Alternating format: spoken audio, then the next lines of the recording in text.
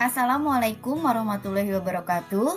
Nama saya Ani Ruyani dari SMP Negeri 23 Kota Tangerang, calon guru penggerak Angkatan 5 Provinsi Banten.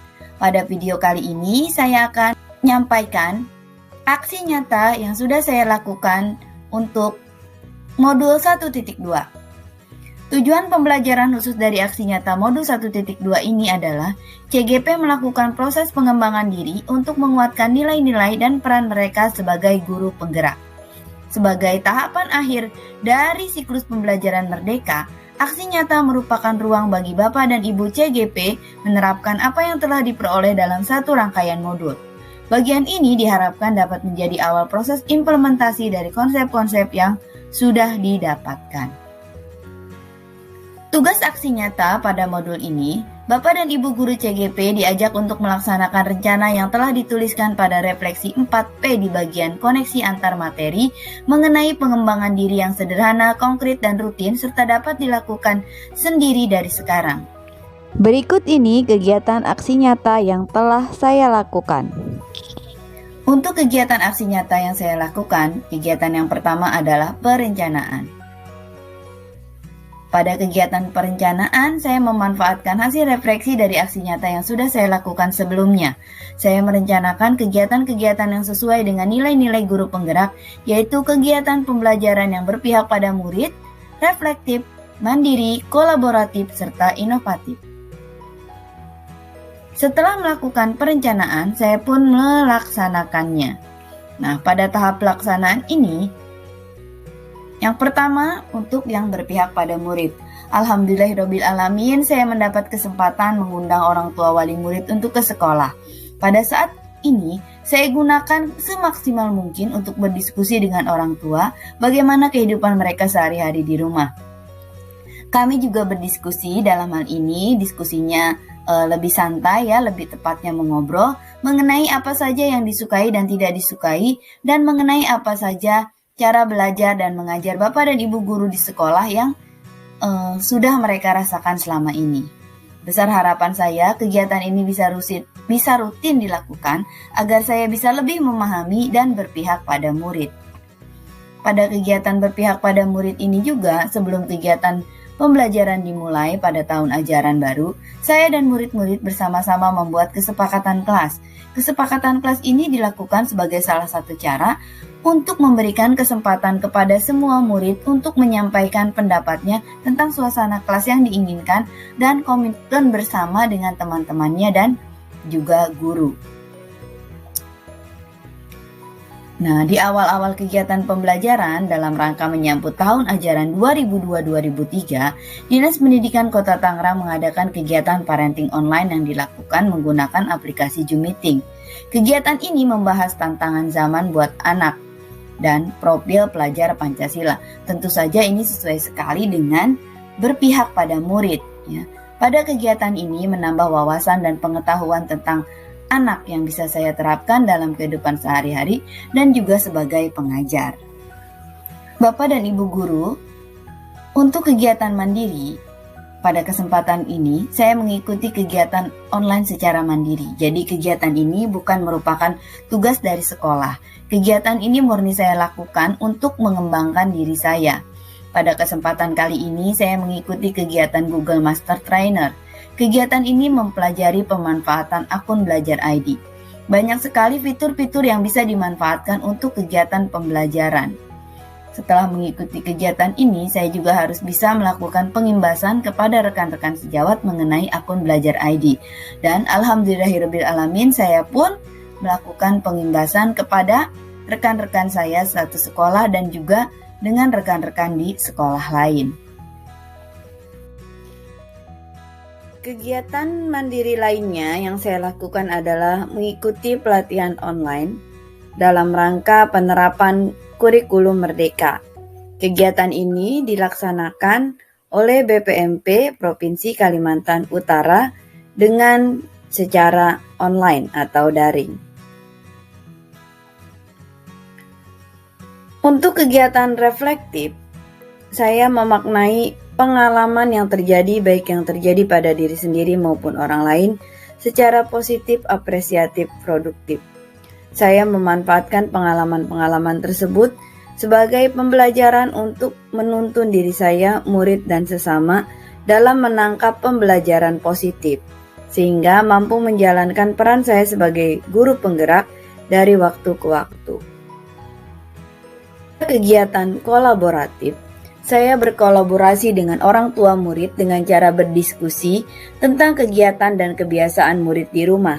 Dengan adanya diskusi ini, guru menjadi lebih mengenal keadaan murid, sehingga saya pun bisa lebih berpihak pada murid.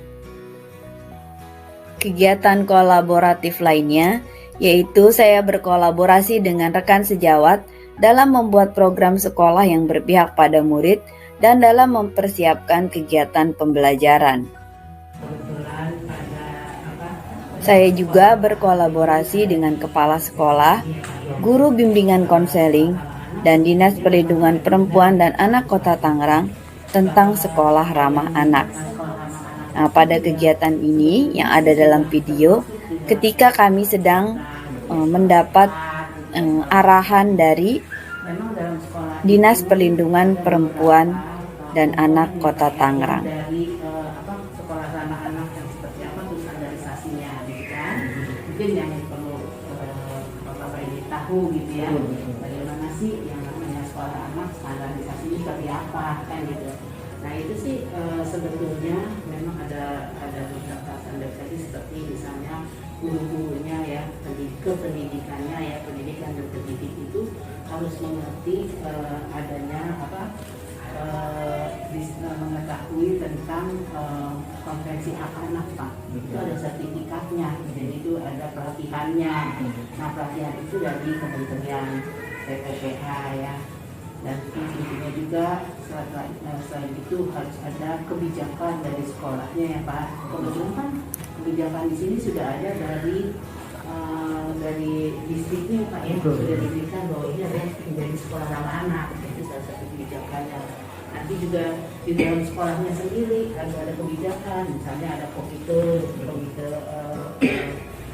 sekolah ini.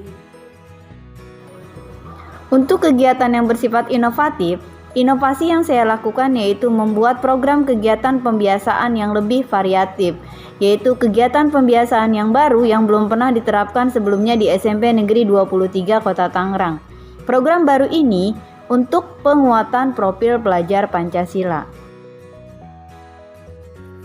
Istirahat di tempat. Nah, ini adalah contoh kegiatan untuk menumbuhkan sifat atau sikap mandiri. Berikut ini adalah contoh kegiatan berkebinekaan global.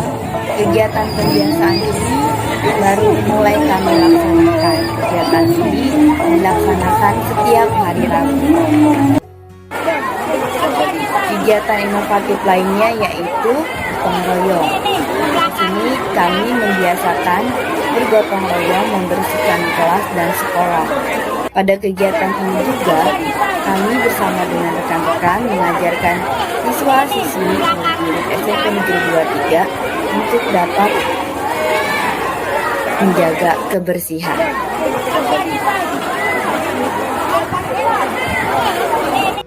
Setelah saya melakukan aksi nyata, langkah berikutnya yang saya lakukan adalah melakukan refleksi. Ketika melakukan pembelajaran di dalam kelas dan melihat murid-murid saya, hati saya bergejolak. Saya merasa ingin sekali berubah, namun saya juga bingung hendak dimulai dari mana. Bukan hal yang mudah mengubah kebiasaan saya mengajar selama ini.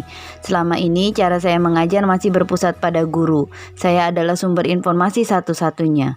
Walaupun pandemi COVID-19 melanda dan selama lebih dari 2 tahun murid-murid menggunakan internet, saya masih memaksakan siswa untuk mengikuti aturan dan cara saya belajar serta cara belajar yang saya tetapkan.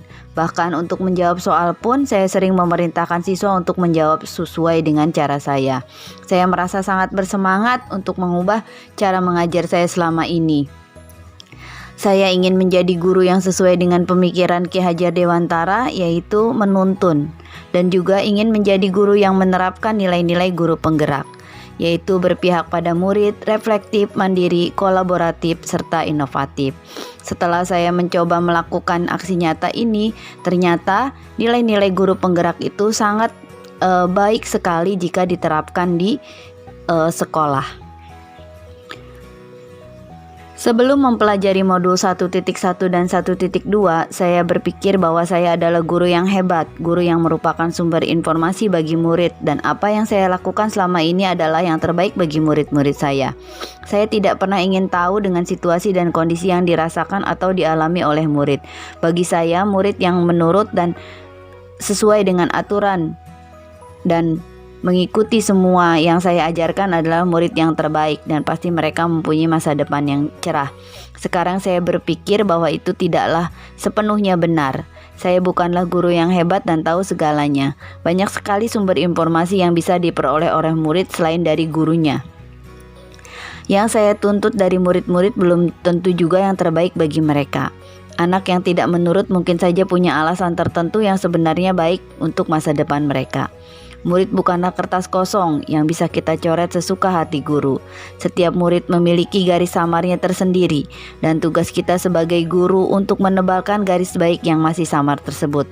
Garis samar yang tidak baik akan tertutup dengan garis samar yang baik yang sudah kita tebalkan itu.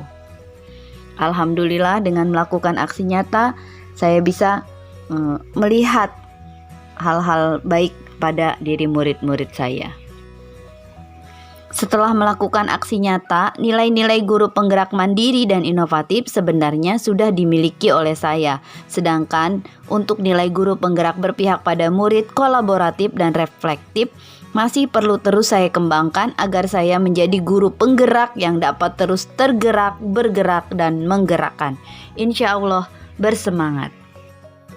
Bapak dan Ibu Guru, demikian aksi nyata yang saya lakukan untuk modul 1.2. Besar harapan saya, modul ini bisa membuat saya menjadi lebih baik lagi, dan diharapkan ke depannya saya bisa melakukan aksi nyata yang lebih baik lagi. Mohon maaf karena masih banyak kekurangan. Wassalamualaikum warahmatullahi wabarakatuh.